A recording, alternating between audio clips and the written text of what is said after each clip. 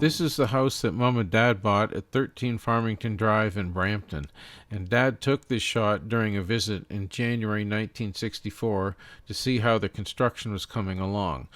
And it was completed 4 months later in May of that year, and we moved in right after that. When we moved into this home, we come up on skids on the driveway on the side, and that's how we walked in because it was so muddy and everything. It was just terrible. They found out about the house from their friends who lived on the floor above them on Kenny Avenue in Toronto. It was a Sunday morning, knock on the door. We're in the Kenny Avenue. They lived on top. We're in the middle. And we're going up to Brampton Peel Village. Didn't have a clue. I said, Frank, we'd like to go, but I'm going to have to follow you because I don't know where it is. So we drove up. Mom and I come up with Frank and Mary Fitzpatrick, and all these homes were model homes, all of them. And we went through that one. And you and Mom went down through the bedrooms and that. I went down and looked at the basement. Yeah. And he immediately... Pool table, pool room. Yeah. And I would love to know that house, if it still has the mirror and the chandelier. It probably would have. That's what made me want that house. And you had your choice of what room you wanted. Yes, we asked Scott, when we come in, the home was built. Scott, where would you like? And you ran down the end and you picked your room. Huh. You said, and we said, that's your room. And the other one was Sue's. Cool. Of course, we didn't know it. Yeah, that's right. Yeah. There wasn't a house that compared with this one to us. No. We both walked into it, and we both met one another. Oh, yeah. I said, this is the only kind of house I'd even think of moving into. I said, you like it? And then I said to Mom, you like it? Oh, yes, yes. Like the bedroom, tell you. Then we're buying it. I had no business, but we're buying it. We decided we're buying the home. What we did, went to the sales office. He said, okay, Ray, just give me something. I said, I didn't bring checks or anything. No, a counter check is fine. So I made a counter check for $5. And what it did, it held the property, the lot, for 3 days. If we decided that we're going to buy the lot, the home, $195. And so I said, I don't want the home this year. We don't want it this year. I didn't have the down payment. Next year, he said, great, we're so busy. Perfect, perfect. So we gave him $195. In the meantime, we got $500 off for Winter Works program and the stove and fridge. Not built-in stove, we got $200 off for that. And I said, I'd like a garage. He said, okay, Ray, we'll take $400 off for the lumber and the carport. So for the brick garage door, everything, $700. Wow, eh? Oh, gee whiz, Scott. $700. These are things of the past. Oh, yeah. This is ancient history. They wound up buying the Mayfair model that was listed at $15,595. So then we moved in. And we thought, wow, this is wonderful. And you In less than a year after Mom and Dad made the move to Brampton, my sister Sue was born on February 18th, 1965. My gosh, she was a sweet little thing, I've seen some movies and she's quite mobile. like a little fish almost. Yeah, she used to like swimming.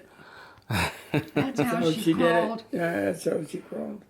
Like she kind of, I can remember she used to go like this to crawl. Like Really? It wasn't a normal crawl, but it would be kind of pulling herself along.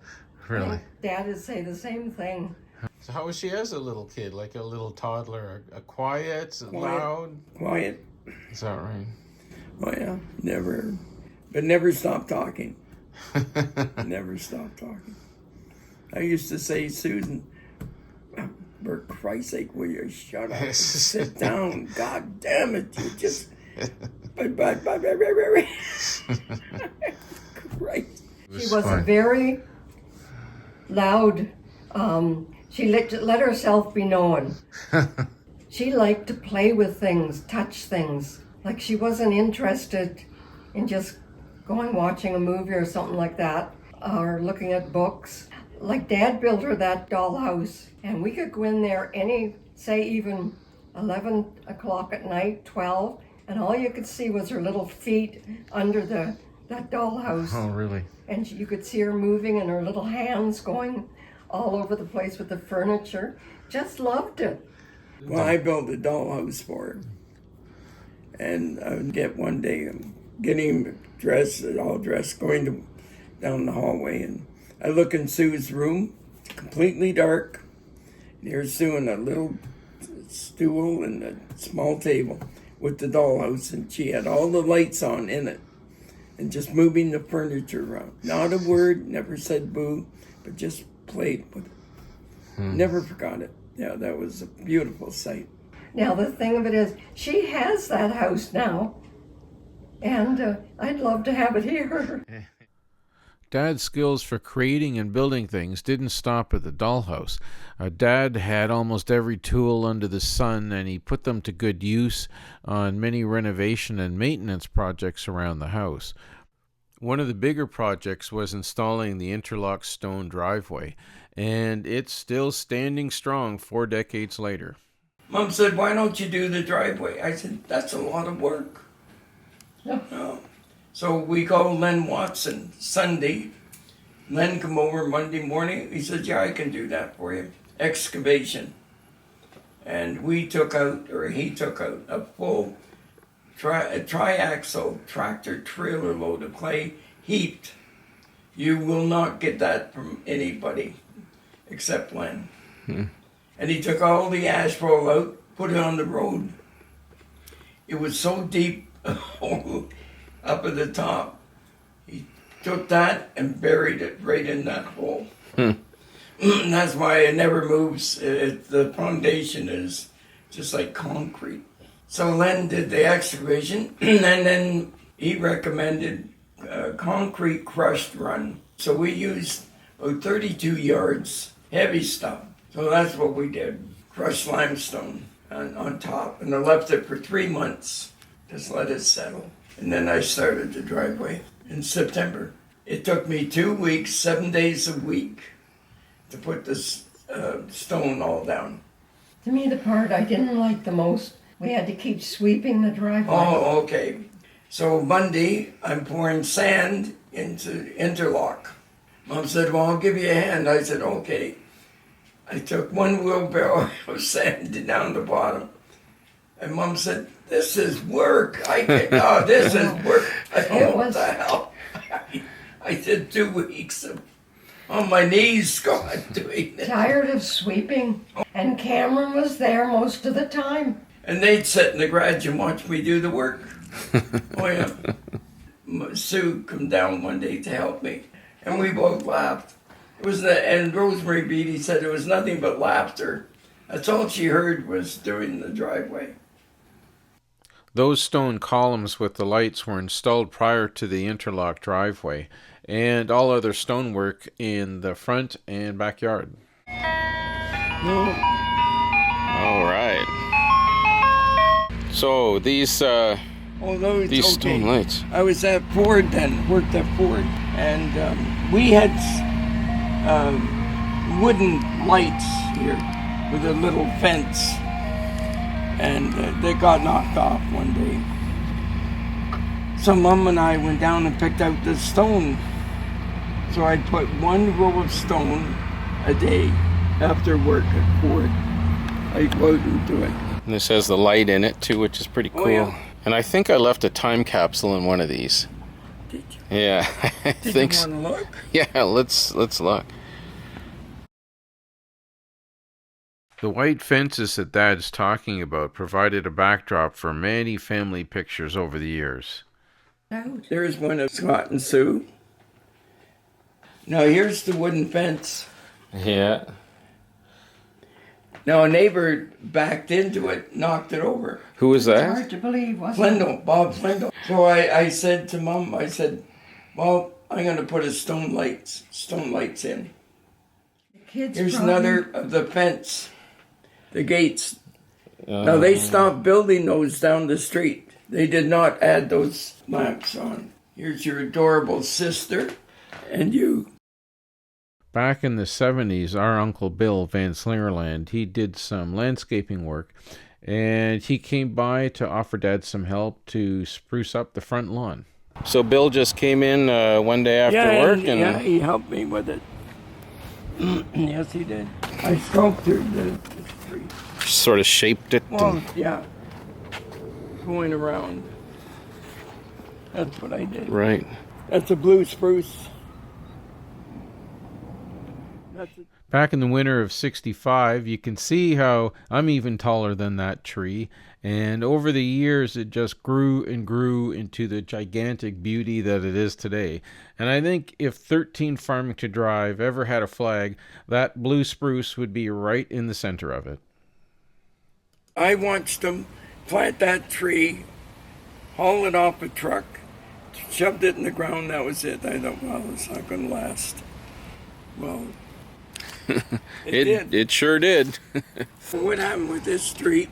It wouldn't, for years, it just grew up so much. Dee Dempsey, our next door neighbor, said they had dropped a load of bricks into your lawn. Once the roots got through the brick, it shot up like a rocket.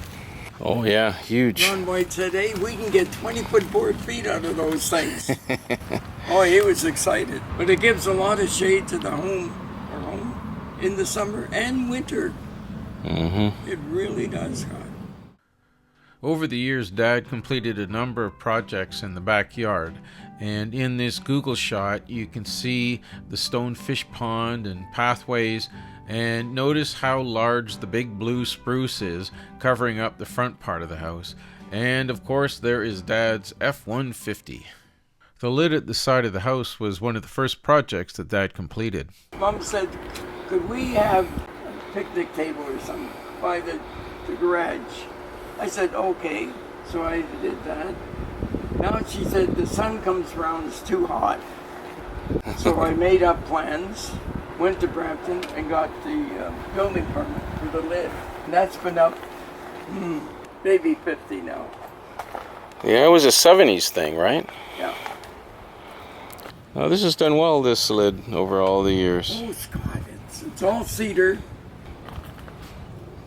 The hedge, the edge thing here, he cut it specially for me, all cedar. I think it was $15. Huh. But anyways, I wanted.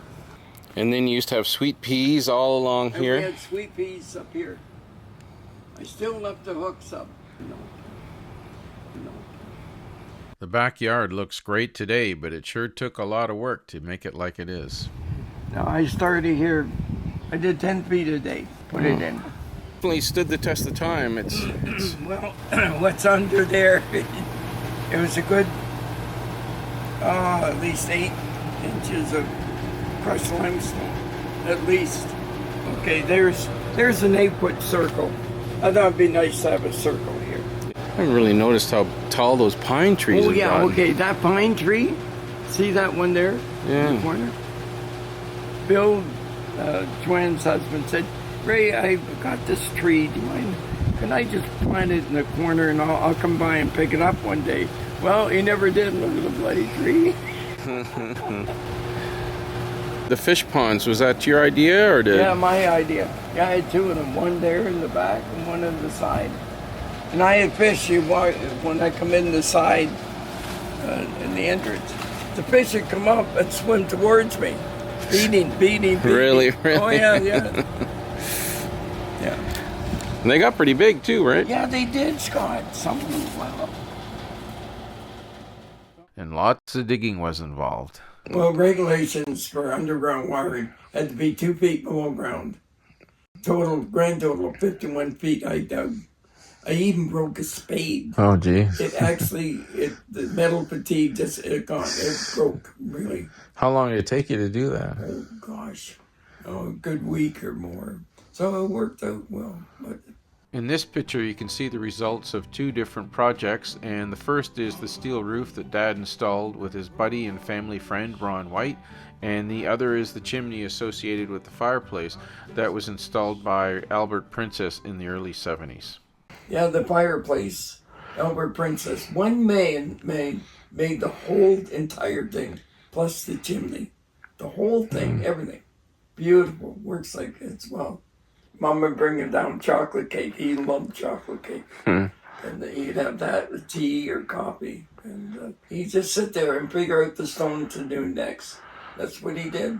Great man. Another spot around the house where lots of pictures were taken was right in front of that brick wall there beside the front door. And Mom would take pictures of me and Sue on the first day of school every single year, and it kind of became a tradition. And we'd be showing off our new fancy clothes and shoes, and Dad was in some of the pics too. And there I am on my beloved CCM. When we were growing up, the kitchen always felt like the heart of the house, and we always ate dinner together as soon as Dad would get home from work, and we'd share stories and the latest news about whatever around the table, and laugh a lot, often hysterically. And cake was acceptable on weekend mornings, and Sue especially liked that.